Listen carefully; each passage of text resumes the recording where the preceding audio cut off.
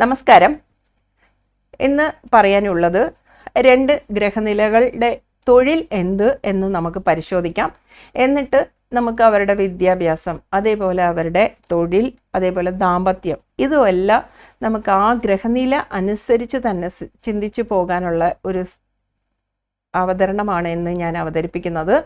16/12/96 ജനിച്ച ഒരു സ്ത്രീ ജാതകമാണ്. 11:20 PM ആണ് പെൺകുട്ടിയുടെ ഗ്രഹനില പ്രകാരം. ഗ്രഹനിലയിൽ ചിങ്ങ ലഗ്നമാണ് സ്ത്രീ ജാതകത്തിൽ. ലഗ്നത്തിൽ ചൊവ്വ നിൽക്കുന്നു. 2ാം ഭാവത്തിൽ സർപ്പൻ, 4ൽ കുജൻ, 4ൽ ശുക്രൻ, 5ൽ സൂര്യൻ, ഗുരു, ബുധൻ, 7ൽ ചന്ദ്രൻ, 8ൽ ശനി, കേതു. ഇതാണ് സ്ത്രീ ജാതകത്തിൻ്റെ പ്രത്യേകത. ഈ കുട്ടിയുടെ ജാതക പ്രകാരം ഈ കുട്ടിയുടെ വിദ്യാഭ്യാസം ഏത് മേഖലയിലായിരുന്നു എന്നൊന്ന് പരിശോധിച്ചാൽ, ഈ കുട്ടിയുടെ വിദ്യാഭ്യാസം എഞ്ചിനീയറിംഗ് മേഖലയായിരുന്നു. എഞ്ചിനീയറിംഗ് മേഖലയിൽ പഠിച്ചു MBA കഴിഞ്ഞ ഒരു കുട്ടിയാണ്. ബിസിനസ് മാർക്കറ്റിംഗ് ഒക്കെ ഉള്ള റിലേഷനുള്ള എഞ്ചിനീയറിംഗ് MBA കഴിഞ്ഞ ഒരു പെൺകുട്ടിയാണ്. അത് ജോലി ചെയ്യുന്നത് ബാങ്കിലാണ്. കർമാധിപനായ ശുക്രൻ യഥാർത്ഥത്തിൽ 4ൽ നിന്നുകൊണ്ട് 10ലേക്ക് ദൃഷ്ടി ചെയ്യുന്നു. ശുക്രൻ സമ്പത്തിൻ്റെ കാരകനാണ്. ബാങ്കിങ് മേഖലയുമായിട്ട് ബന്ധപ്പെട്ട ഒരു ജോലിയുടെ സാഹചര്യം ഉണ്ടായി. ഇനി ലഗ്നത്തിൽ നിൽക്കുന്ന ചൊവ്വ ശനിയെ ദൃഷ്ടി ചെയ്തു, അതേപോലെ ശുക്രനെ ദൃഷ്ടി ചെയ്യുന്നു, കർമാധിപനെ ദൃഷ്ടി ചെയ്യുന്നു, അതുപോലെ തന്നെ 7ാം ഭാവത്തിലേക്ക് ദൃഷ്ടി ചെയ്യുന്നു. കൂടാതെ 9ാം ഭാവാധിപൻ 10ാം ഭാവാധിപനുമായിട്ടുള്ള ഒരു ബന്ധം വന്നു. കർമാധിപന്മാർ പരസ്പരം വന്നില്ല എങ്കിലും ധർമാധിപൻ 9ാം ഭാവാധിപൻ കർമാധിപനെ ദൃഷ്ടി ചെയ്യുന്നു. അപ്പോൾ എന്തായാലും നല്ല ഭാഗ്യമുള്ള, അനുഭവ ഗുണമുള്ള, ജോലി സംബന്ധമായ കാര്യത്തിനും വിദ്യാഭ്യാസത്തിനും നല്ല യോഗ്യത ഉണ്ടായിരുന്ന ഒരു പെൺകുട്ടിയാണ്. അതായത് എഞ്ചിനീയറിംഗ് മേഖലയിൽ ഡിഗ്രി കംപ്ലീറ്റ് ചെയ്തിട്ട് PG ആ കുട്ടി ബിസിനസ് MBA ചെയ്തു. അത് കഴിഞ്ഞിട്ട് ബാങ്ക് ടെസ്റ്റ് എഴുതി, പ്രൊബേഷണറി ഓഫീസർ ടെസ്റ്റ് എഴുതി, ബാങ്കിങ് മേഖലയിൽ പ്രൊബേഷണറി ഓഫീസറായിട്ട് ജോലി കിട്ടി. അങ്ങനെ എന്തായാലും ബാങ്കിങ് മേഖലയിൽ ജോലി ചെയ്യുന്ന ഒരു പെൺകുട്ടിയാണ്. അതുപോലെ വിദ്യാഭ്യാസപരമായിട്ട് നോക്കുകയാണെങ്കിൽ നമുക്ക് 2ാം ഭാവത്തിലേക്ക് നോക്കുന്ന നിൽക്കുന്ന ഗ്രഹങ്ങൾ, പിന്നെ ബുധൻ ലഗ്നാധിപനും 5ാം ഭാവാധിപൻ കൂടിയായ വ്യാഴം എന്തായാലും കൂടെ നിൽക്കുന്നു.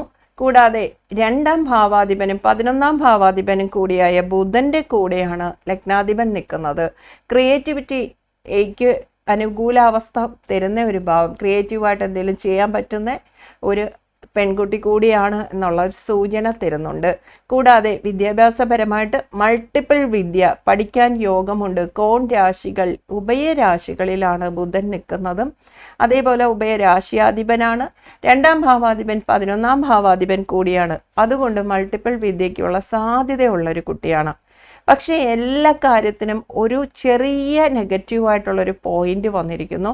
ആരോഗ്യപരമായിട്ട് നല്ല ബുദ്ധിമുട്ടുള്ള ഒരു പെൺകുട്ടിയും കൂടാണ്.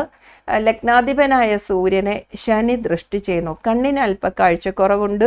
അതുകൂടാതെ മൈഗ്രെയിൻ നന്നായിട്ടുള്ള ഒരു കുട്ടിയും കൂടിയാണ്. ലഗ്നത്തിൽ ചൊവ്വ നിൽക്കുന്നത് കൊണ്ട് ഇത്രയും ഉള്ള അവസ്ഥ ഉണ്ടെങ്കിലും ലഗ്നത്തിലേക്ക് വ്യാഴത്തിൻ്റെ ദൃഷ്ടി ഉള്ളത് കൊണ്ട് നല്ല പവർഫുള്ളായിട്ടുള്ള ഒരു പെൺകുട്ടി കൂടിയാണ്. പക്ഷേ ശനി ദശാകാലത്ത് ഈ കുട്ടിയുടെ വിവാഹ ബന്ധം നടന്നു എന്നുള്ളതാണ്. പക്ഷേ 7ാം ഭവനാധിപനായ ശനി അഷ്ടമത്തിൽ പോയി. 7ാം ഭവനത്തിൽ ചൊവ്വയുടെ ഒരു ദൃഷ്ടിയും കൂടി വന്നു. 7ാം ഭവനാധിപനായ ശനിയെയും ചൊവ്വ ദൃഷ്ടി ചെയ്തു. കൂടാതെ ഭർതൃകാര ഗ്രഹമായ വ്യാഴത്തിനും ഒരു ശനിയുടെ ബന്ധം വന്നു. ഇതൊക്കെ കൊണ്ട് കുറച്ച് ദാമ്പത്യത്തിന് കുറച്ചേറെ ബുദ്ധിമുട്ടുകൾ വന്നിരിക്കുന്നു. അതേപോലെ തന്നെ പാപസാമ്യത്തിൻ്റെ ഒരു കൺസെപ്റ്റ് അനുസരിച്ച് പാപമൂല്യം വാല്യൂ ചെയ്ത് മാർക്കിട്ടു. പാപമൂല്യത്തിൻ്റെ അടിസ്ഥാനപ്പെടുത്തിയും അതേപോലെ നക്ഷത്ര പൊരുത്തത്തിൻ്റെ അടിസ്ഥാനപ്പെടുത്തിയും വിവാഹം കഴിഞ്ഞ ഒരു കുട്ടിയാണ്. പക്ഷേ എന്തായാലും ഡിവോഴ്സിൽ എത്തി നിൽക്കുന്ന ഒരു പ്രപ്പോസൽ കൂടിയാണ്, ഈ ഒരു ബന്ധം കൂടിയാണ് ഇത്. 4/2/90 ജനിച്ച പുരുഷ ജാതകമാണ്. ഹസ്ബൻഡിൻ്റെ ഗ്രഹനിലയാണ് 1 PM. ലഗ്നം ഇടവ ലഗ്നം.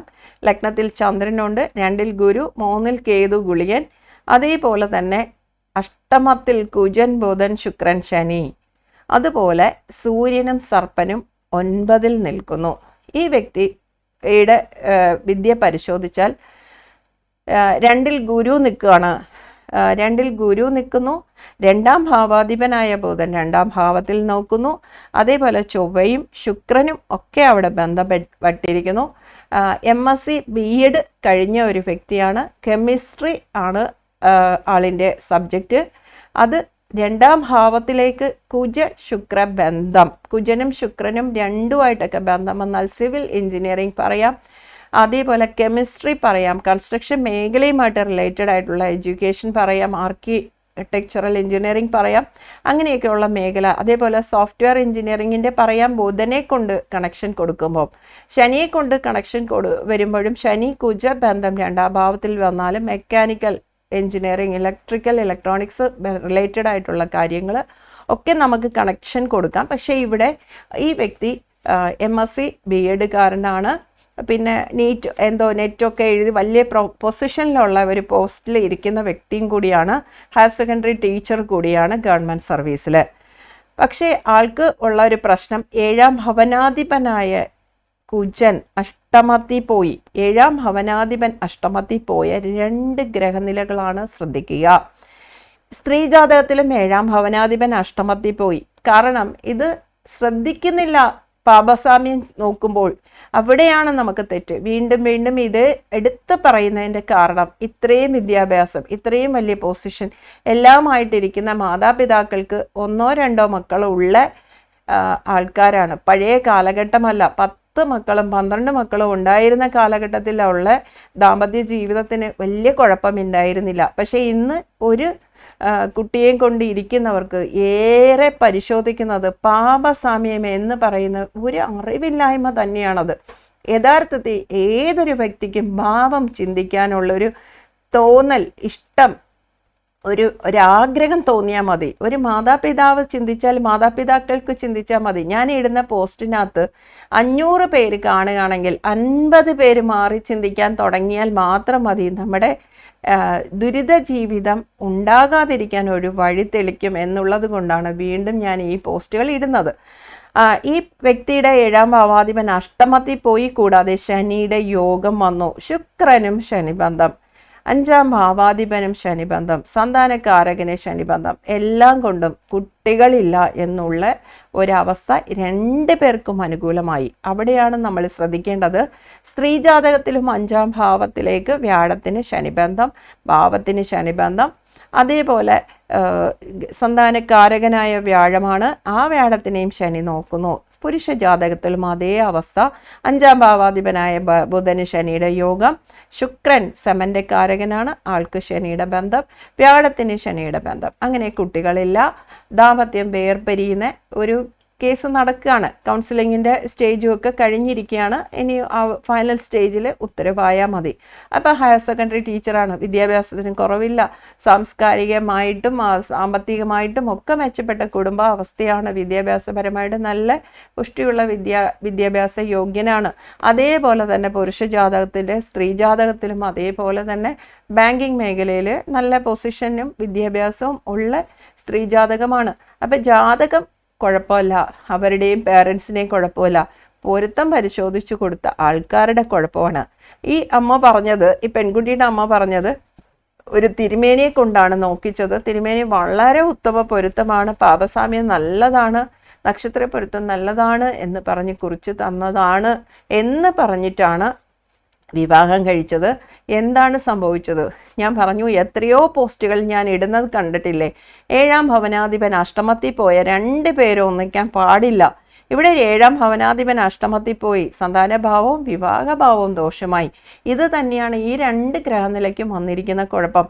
അഷ്ടമത്തിൽ എന്ന് പറയുന്നത് ചൊവ്വ എട്ടിപ്പോയി കഴിഞ്ഞാൽ ഉടനെ ചൊവ്വ ദോഷം എന്ന് പറഞ്ഞിട്ട് ചൊവ്വ ദോഷമുള്ള സ്ത്രീ ജാതകത്തിനെ തിരക്കി കണ്ടുപിടിക്കുന്ന ഒരു അവസ്ഥയിലേക്ക് കാലം പോയിക്കൊണ്ടിരിക്കുകയാണ്.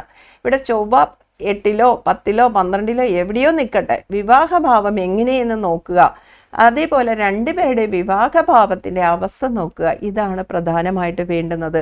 പക്ഷേ ഇവിടെ ഉദ്യോഗം എന്ത് എന്നുള്ളതിനെക്കുറിച്ചും കൂടി ആണ് നമ്മൾ, വിദ്യാഭ്യാസം എന്ത് എന്നുള്ളതിനെക്കുറിച്ചും കൂടി സ്പർശിച്ചാണ് നമ്മൾ വിവാഹഭാവത്തിലേക്ക് പോയിരിക്കുന്നത്. അപ്പം എന്താണ് അതിൻ്റെ കാരണം? ഞാൻ പറഞ്ഞത് വിദ്യാഭാവത്തിലേക്ക് വരുന്ന ഗ്രഹങ്ങളുടെ ബന്ധം നമ്മൾ 2 കൊണ്ട് നോക്കി, സന്താനഭാവത്തിൻ്റെ ഗ്രഹങ്ങളുടെ ബന്ധം 5 കൊണ്ട് നോക്കി. പക്ഷെ വിവാഹഭാവത്തിൻ്റെ ബന്ധം 7 കൊണ്ട് നോക്കാതെ ഈ പാപസാമ്യത്തിൻ്റെ പിന്നാലെ പോകുന്നത് ശാസ്ത്രീയമായിട്ട് തെറ്റ് എന്ന് നിങ്ങൾ മനസ്സിലാക്കാത്ത എന്ത് എന്നാണ് വീണ്ടും ചിന്തിപ്പിക്കാൻ വേണ്ടി ഈ ഒരു ഗ്രാഹനില ഞാൻ പോസ്റ്റ് ചെയ്യുന്നത്. പിന്നെ അനുഭവ ജാതകങ്ങൾ ഇടുന്നത് എന്തിനെന്ന് വെച്ചാൽ, ഭാവം ചിന്തിച്ച് തൊഴിലേത് എന്ന് പറയാൻ അറിയാൻ വയ്യാത്തത് കൊണ്ടല്ല, തൊഴിലേത് കിട്ടാൻ സാധ്യതയുണ്ട് എന്നുള്ളതും ഏത് വിദ്യയിൽ കൂടി തിളങ്ങാൻ കഴിയും എന്നുള്ളതും പറയാൻ അറിയാൻ വയ്യാഞ്ഞിട്ടല്ല അനുഭവ ജാതകങ്ങൾ ഇടുന്നത്. അനുഭവ ജാതകങ്ങൾ ഇടുന്നത് പേരൻസിനും ജനങ്ങൾക്കും വേണ്ടപ്പെട്ടവർക്ക്, ഇത് മനസ്സിലാക്കാൻ ചിന്തിക്കാൻ തയ്യാറെടുത്ത് നിൽക്കുന്നവർക്ക് മനസ്സിലാകാൻ വേണ്ടിയിട്ടാണ് ഈ അനുഭവ ജാതകങ്ങൾ ഇടുന്നത് എന്നുകൂടി മനസ്സിലാക്കുക. ഇതാണ് ഇന്നത്തെ എനിക്ക് പറയാനുള്ള ഒരു പൊരുത്ത പരിശോധന, അല്ലെങ്കിൽ ഒരു തൊഴിൽ മേഖലയുടെയും വിദ്യാമേഖലയിലും ജീവിച്ച ആൾക്കാരുടെ 2 ഗ്രഹനില പരിശോധിക്കാനുള്ള ഒരു പോസ്റ്റ്.